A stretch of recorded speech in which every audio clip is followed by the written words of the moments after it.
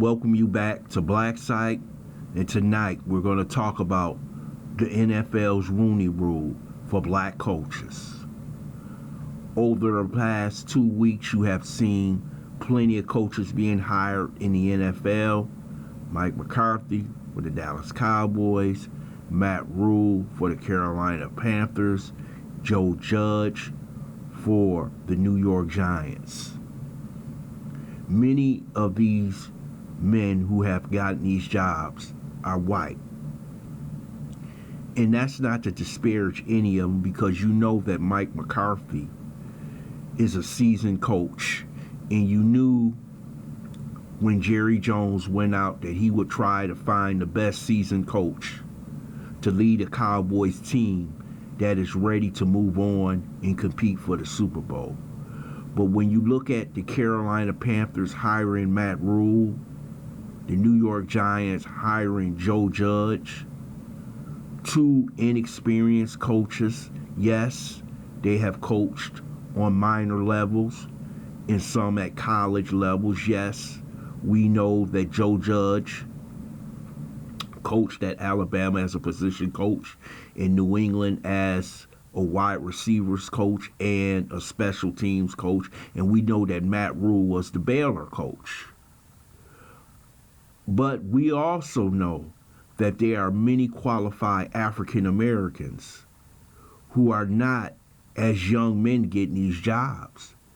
And what gets me extremely angry is that when we were getting hired, it was coaches who had spent 15, 20 years in the NFL who were getting jobs. Tony Dungy, Dennis Green, and so many others. They had to spend time getting seasoned, working years behind certain individuals like Bill Walsh or Andy Reid. But now you got these young guns who are extremely young, not seasoned, but given these positions because they seem to have the new offense of today. So you get a coach like Joe Judge, who basically fell out of the sky. Nobody knew who this young man was. But you got a coach like Eric Bieniemy, who has been under the tutelage of Andy Reid for years, and who's the offensive coordinator, who helped teach Patrick Mahomes, but who was also there when Alex Smith was the quarterback.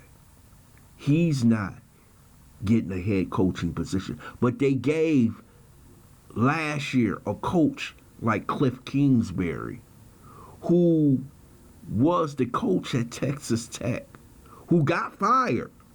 Now, how many coaches you know get fired in college and get promoted to the NFL for the Arizona Cardinals? You had Matt LaFleur go from Tennessee to Green Bay. Yes, they are successful. Yes, they are 13-3 and in the playoffs.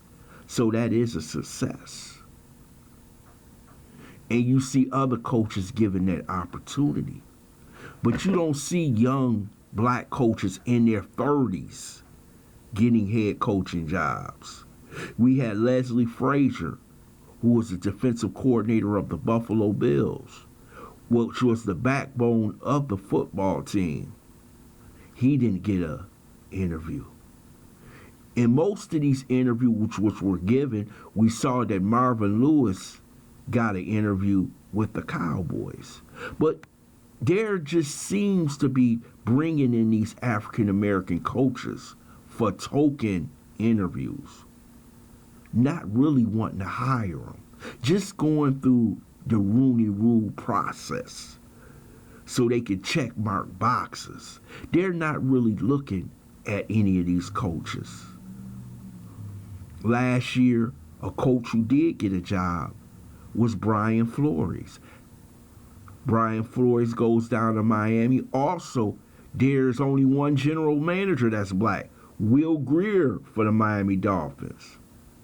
And Brian Flores may have been the best head coach in the NFL this year. And you're going to say, how could he have been the best coach in the NFL last year, and his team was 5-11.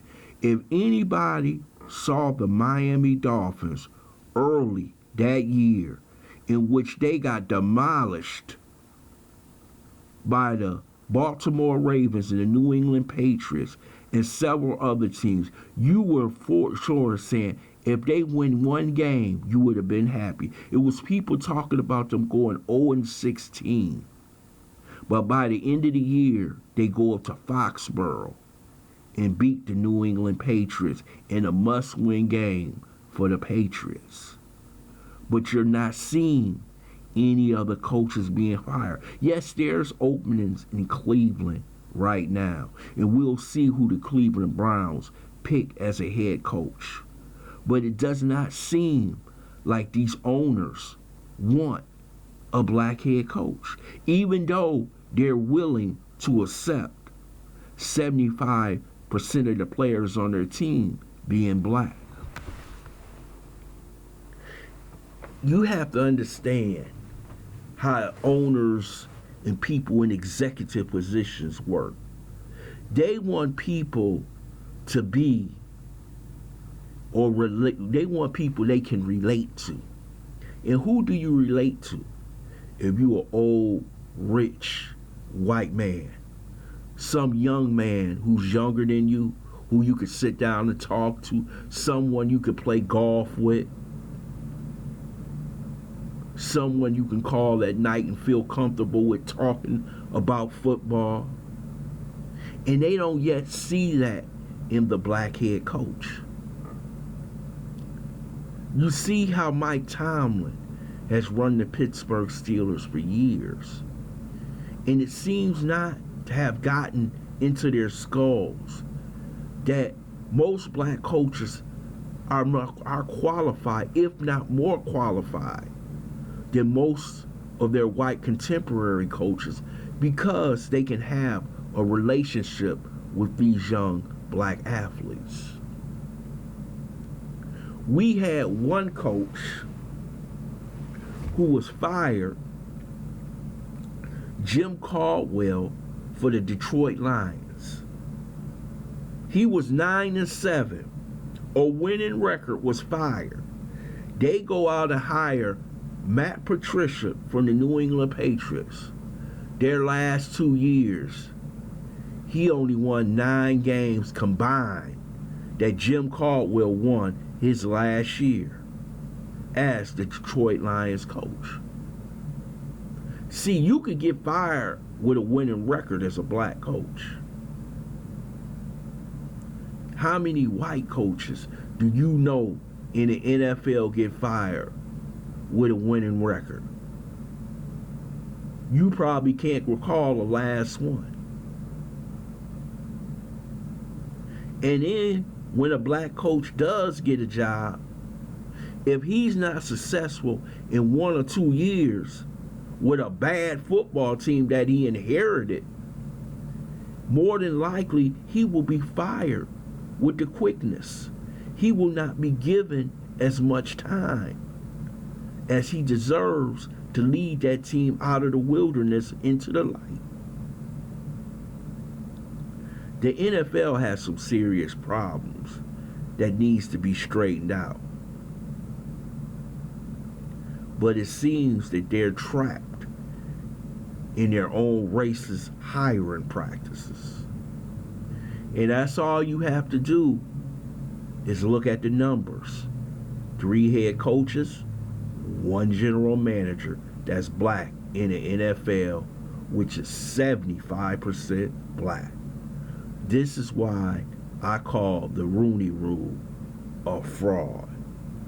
I want to thank you for listening to Black Site. I hope you subscribe to this channel, smash that like button, and share this video.